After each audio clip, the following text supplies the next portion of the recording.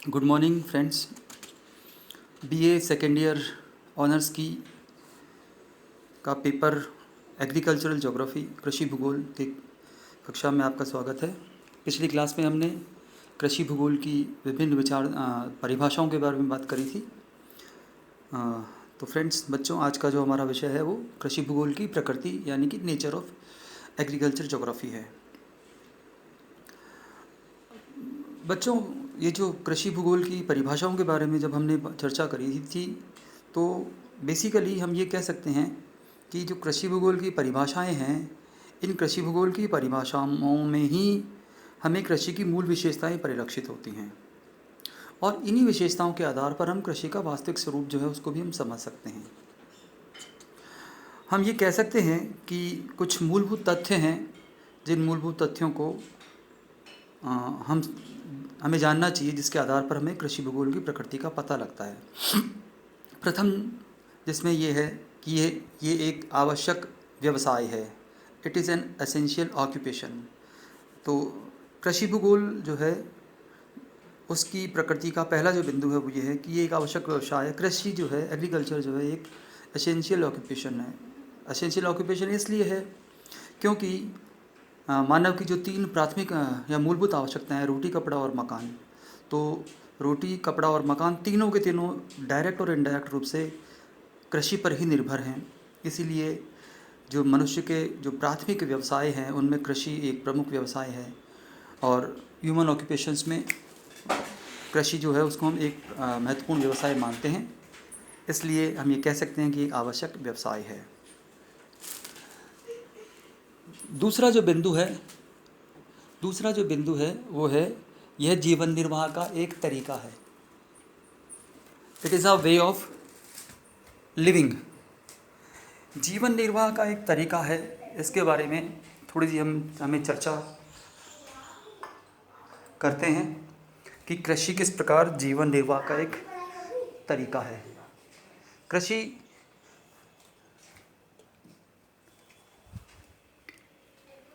कृषि को हम जीवन निर्वाह का एक तरीका मानते हैं। क्योंकि जब भी हम कृषि के विभिन्न प्रकारों की बात करते हैं तो उसमें सब्सिडेंस एग्रीकल्चर या जीवन निर्वाह कृषि एक प्रकार आता है, एक टाइप ऑफ एग्रीकल्चर आता है। और जैसा कि हम अभी बात कर चुके हैं कि हमारा जीवन जो है वो एग्रीकल्चर पर ही डिपेंड करता है प्राथमिक रूप में। इसके अतिरिक्त तीसरा जो बिंदु है वो है उन सभी अवयवों को अपने में सम्मिलित रखता है जो भूमि उत्पादन से जुड़े हुए हैं। It combines all those products related to the land. क्योंकि कृषि जो है वो अपनी प्रोडक्शन के लिए, अपनी प्रोडक्टिविटी के लिए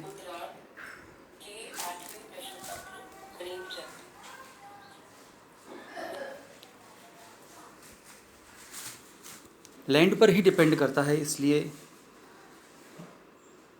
कृषि भूगोल उन सभी अवयवों को अपने में सम्मिलित करता है। एक चौथा पॉइंट और है जो ये कहता है कि ये पौधों व पशुओं के जैव प्रक्रिया का रूप होता है। It is an genetic process of plant and animal. Friends, कृषि भूगोल जो है वो सिर्फ एग्रीकल्चर या कल्टीवेशन तक ही सीमित नहीं है, बल्कि इसमें हम पशुपालन को भी शामिल करते हैं और दोनों का एक, हम ये कह सकते हैं, जेनेटिक प्रोसेस जो है प्लांट और एनिमल का वो इसके अंदर शामिल किया जाता है। इसलिए कृषि भूगोल जो है वो सिर्फ कृषि तक ही सीमित नहीं होकर हम ये कह सकते हैं कि कृषि और पशुपालन दोनों का एक कंबाइंड रूप जो है वो कृषि भूगोल होता है। तो इस प्रकार ये चार विशेषताओं के आधार पर हम ये समझ सकते हैं कि कृषि का वास्तविक जो स्वरूप है वो मानव के व्यक्तिगत तथा सामूहिक दोनों ही स्तरों पर कृषि कार्य से जुड़ा हुआ है। हम ये कह सकते हैं कि किसी स्थान विशेष पर कृषि वितरण ही महत्वपूर्ण नहीं होता। हम इसमें कृषिगत, सामाजिक, आर्थिक, संस्थागत विशेषताओं और उनके प्रभावों को भी शामिल करते हैं, क्योंकि वो भी इसके ऊपर प्रभाव डालते हैं। और इस संदर्भ में हम ये भी मानते हैं कि कृषि एक आर्थिक क्रिया है। अतः आर्थिक क्रिया होने के कारण हम ये मानते हैं कि कृषि भूगोल जो है आर्थिक भूगोल का एक ब्रांच है, एक महत्वपूर्ण ब्रांच है। और हम अ, कृषि भूगोल के जो जो नेचर है, जो प्रकृति है, उसमें ये कह सकते हैं कि हमारी कृषि भूगोल की जो विभिन्न संकल्पनाएं हैं, चाहे वो वॉन थ्यूनेन की संकल्पना हो, चाहे वो स्मिथ की संकल्पना हो, इजार्ड की संकल्पना हो, ये सारी की सारी जो प्रमुख संकल्पनाएं हैं, डी विटल्सी की जो जो टाइपोलॉजी ऑफ एग्रीकल्चर है वो संकल्पना हो, तो ये विभिन्न संकल्पनाएं जो हैं वो हम आर्थिक भूगोल के ऊपर ही बेस्ड मानते हैं, अर्थात हमने इनको आर्थिक भूगोल से ही लिया है। इसलिए कृषि भूगोल की जो विभिन्न संकल्पनाएं हैं वो आर्थिक भूगोल से रिलेटेड है, जुड़ी हुई है। इसके अतिरिक्त फ्रेंड्स, कृषि भूगोल की प्रकृति के बारे में बर्नहार्ड एक जोग्राफर हैं, उन्होंने बहुत महत्वपूर्ण विचार रखे हैं। उन्होंने कहा है कि कृषि भूगोल की प्रकृति कृषि भूगोल के दो शब्दों का मिश्रण है, अर्थात कृषि और भूगोल इन दो शब्दों का ही मिश्रण है। कृषि के अंदर फ्रेंड्स हम फसलों का उत्पादन, पशुपालन, इसके अतिरिक्त कुछ अन्य कृषि कार्यों को भी हम शामिल करते हैं, जबकि भूगोल अर्थात भौगोलिक तथ्यों में हम जलवायु, मिट्टी, पानी के साथ साथ भौतिक और सांस्कृतिक पर्यावरणीय तत्व जो हैं हम उनको और उनके अंतर संबंधों को, उनकी विषमताओं को भी हम शामिल करते हैं, और ये भी कृषि भूगोल का ही एक पार्ट है। इन सभी का अध्ययन जो है वो भी हम कृषि भूगोल के अंदर ही करते हैं, क्योंकि कृषि जो है वो हम ये जानते हैं कि कृषि भूगोल, या हम ये कह सकते हैं कि कृषि का जो उत्पादन है वो जलवायु के तत्वों पर ही आधारित होता है। जैसे हम ये कह सकते हैं कि कुछ विशेष फसलें जो हैं वो विशेष पर्यावरण में ही पैदा होती हैं। यदि हम ये कहेंगे कि चावल पैदा करना है तो चावल पैदा करने के लिए हमें चावल की जो भौगोलिक परिस्थितियां हैं, अधिक वर्षा चाहिए, वर्षा नहीं हो तो सिंचाई 200 से 250 सेंटीमीटर रेनफॉल होना चाहिए, अलुवियल सॉइल होनी चाहिए, हाई टेम्परेचर होना चाहिए, ये सब जो व्यवस्थाएं हैं, ये सब जो अनुकूलताएं हैं वो जब हमको प्राप्त होंगी वहीं पर चावल की कृषि होगी। जबकि हम गेहूं के लिए ये कह सकते हैं कि गेहूं के लिए जो अलुवियल सॉइल है वो होनी चाहिए, टेम्परेचर कम होना चाहिए रिलेटिवली चावल की बजाय। तो हम ये कह सकते हैं कि लगभग 15 से 20 डिग्री सेल्सियस टेम्परेचर होना चाहिए। वर्षा जो है वो गेहूं की फसल के लिए कम आवश्यक होती है, हम ये कह सकते हैं लगभग 50 से 100 सेंटीमीटर की वर्षा पर्याप्त होती है।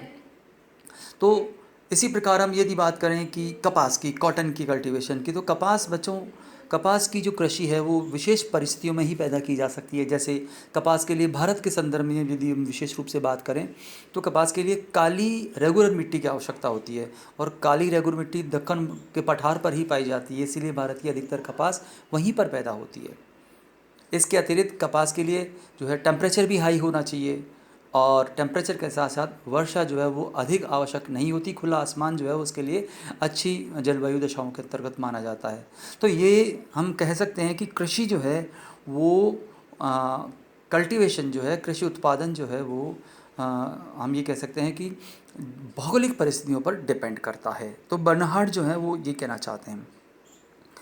बर्नहार्ड ने कृषि भूगोल को कृषि विज्ञान तथा भूगोल दोनों माना, ये हम बर्नहार्ड कहने हैं, क्योंकि इसमें विषय वस्तु जो है वो दोनों विज्ञानों से संबंधित है तथा अध्ययन विधि जो है वो भूगोल शास्त्र की है।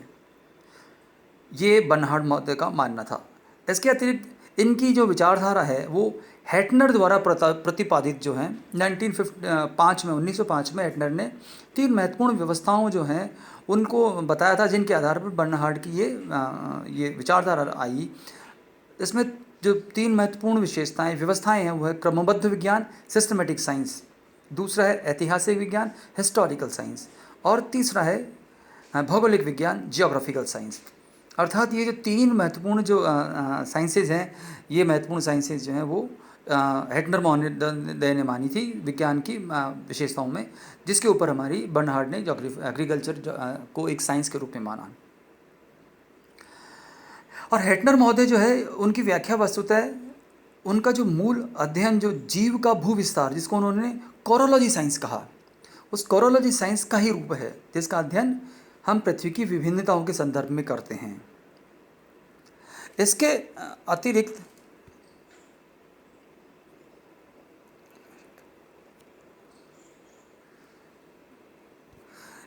फ्रेंड्स, हेटनर की व्यवस्थाओं को बर्नहार्ड ने थोड़ा और आगे बढ़ाते हुए निम्न प्रकारों यानी इन टाइप्स के अंदर जो है एग्रीकल्चर ज्योग्राफी के अध्ययन को उन्होंने स्थायित्व प्रदान किया और इनमें निम्नलिखित व्यवस्थाएं बताई। जैसे हेटनर महोदय ने 3 व्यवस्थाएं बताई थी: क्रमबद्ध विज्ञान, ऐतिहासिक विज्ञान और भौगोलिक विज्ञान।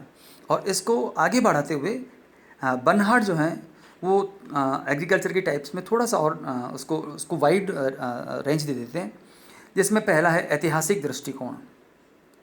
ऐतिहासिक दृष्टिकोण जो है बच्चों, उसमें हम कृषि के इतिहास की बात करते हैं कि कृषि का जो है प्रारंभ कैसे हुआ, कृषि एग्रीकल्चर कैसे प्रारंभ हुई और वर्तमान में जो एग्रीकल्चरल के जो विभिन्न रूप हैं वो किस प्रकार है। जैसा कि हम जानते हैं कि कृषि जो है प्रारंभ में जीवन निर्वाहक थी और उससे कृषि जो है बढ़ती बढ़ती अन्न उत्पादक हो गई, व्यापारिक अन्न उत्पादक हुई। उसके बाद पश्चात उसमें डेयरी फार्मिंग आई, उसमें हॉर्टिकल्चर आया, कमर्शियल आया।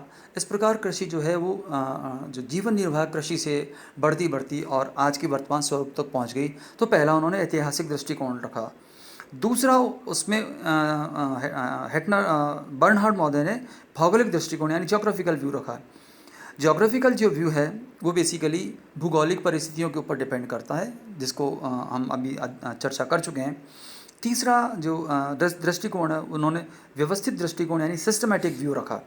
सिस्टमैटिक व्यू जो है उसके उन्होंने 2 पार्ट करे, पहला है कृषि प्रौद्योगिकी और दूसरा है कृषि अर्थशास्त्र।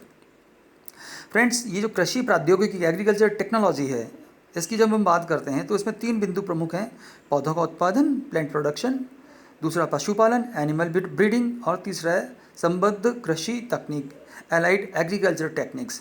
तो फ्रेंड्स, ये सिस्टमैटिक जो व्यू है इसमें कृषि की प्रौद्योगिकी की जब हम बात करते हैं तो कृषि प्रौद्योगिकी में जैसे पौधों का उत्पादन है, पशुपालन है और जो विभिन्न टेक्निक्स हैं उसके बारे में हम बात करते हैं। देखिए फ्रेंड्स, जैसे जब बात करें हम कि कृषि की प्रौद्योगिकी प्राचीन काल में किस प्रकार की थी, हम जानते थे कि हल जो है बैल और हैलों से कृषि की जाती थी। वर्तमान में हम देखते हैं ट्रैक्टर, कंबाइंस, विभिन्न टेक्नोलॉजीज़ आ गई, उनके द्वारा हो रहा है। पहले जो है वो कृषि में जब हम सिंचाई की, इरिगेशन की बात करते थे तो सिर्फ़ और सिर्फ वो जो है बारिश पर या वर्षा पर ही डिपेंड करती थी। लेकिन आज हम देखते हैं कि जो सिंचाई है वो बड़े बड़े डैम्स के थ्रू और कैनाल्स के थ्रू की जा रही है और उसका भी नया स्वरूप आ गया। जिन क्षेत्रों में बिल्कुल भी वर्षा नहीं होती और डैम्स भी नहीं है, वहाँ पर जो है वो बूंद बूंद कृषि, ड्रिप इरिगेशन, इस तरह की नई टेक्नोलॉजीज़ आ गई। तो उन टेक्नोलॉजीज़ जो हैं उनके बारे में हम बात करते हैं। पौधों के उत्पादन की भी जब हम बात करते हैं तो प्राचीन जो काल में जो जो बीज हुआ करते थे पौधों के, पेड़ों के, वो बीज जो हैं वो नॉर्मल बीज हुआ करते थे। आज हम देखते हैं बहुत विभिन्न किस्म के संकरीकृत बीज आ गए हैं और उन बीजों के द्वारा अधिक प्रोडक्शन लिया जा रहा है, प्रति हेक्टेयर उत्पादन जो है वो बढ़ गया है। तो उसमें इस कृषि की टेक्निक्स का जो है वो बहुत ही इंपॉर्टेंट कंट्रीब्यूशन है, योगदान है, रोल है। और अंत में जो है कृषि अर्थशास्त्र, एग्रीकल्चर इकोनॉमिक्स की अब जब हम बात करते हैं तो एग्रीकल्चर इकोनॉमिक्स जो है वो कृषि जो अर्थशास्त्र है, चूँकि कृषि का उत्पादन आजकल वर्तमान में जो है वो सिर्फ जीवन निर्वाह ही नहीं रह गया, बल्कि कृषि जो है उसके जो उत्पाद हैं उन उत्पादों का विभिन्न मार्केट्स में सप्लाई भी किया जा रहा है और उसको हम एक कमर्शियल रूप भी दे चुके हैं। जैसे डेयरी फार्मिंग है, जैसे हॉर्टिकल्चर है, ये जो कृषि की विभिन्न टेक्निक्स हैं, व्यापारिक अन्नोत्पादन है, इसके अतिरिक्त हम ये कहते हैं विभिन्न फलों की जो कृषि है, ये सब जो कृषि के विभिन्न प्रकार हैं, टाइपोलॉजीज़ हैं, ये टाइपोलॉजीज़ जो हैं हम जो कृषि के अर्थशास्त्र, इकोनॉमिक्स जो हैं उस से संबंधित हैं। तो जैसे किसी क्षेत्र में जो है, जैसे हम बात करते हैं ऑस्ट्रेलिया और न्यूजीलैंड के, ऑस्ट्रेलिया और न्यूजीलैंड जो है उसमें न्यूजीलैंड स्पेशली जो न्यूजीलैंड का कैंटरबरी का मैदान है, वहाँ पर कैंटरबरी के मैदान में डेयरी फार्मिंग जो है बहुत उन्नत दशा में है और उसी डेयरी फार्मिंग के जो विभिन्न प्रोडक्ट्स हैं, चाहे वो चीज़ हो, चाहे वो पनीर हो, वो उनको विश्व के विभिन्न कोनों में भेजते हैं, निर्यात करते हैं। ऐसे ही हम यूरोप की बात करते हैं, यूरोप में भी जो विभिन्न शहर हैं उन शहरों में ग्रामीण क्षेत्रों से विभिन्न डेयरी प्रोडक्ट्स जो हैं वो शहरों की तरफ भेजे जाते हैं।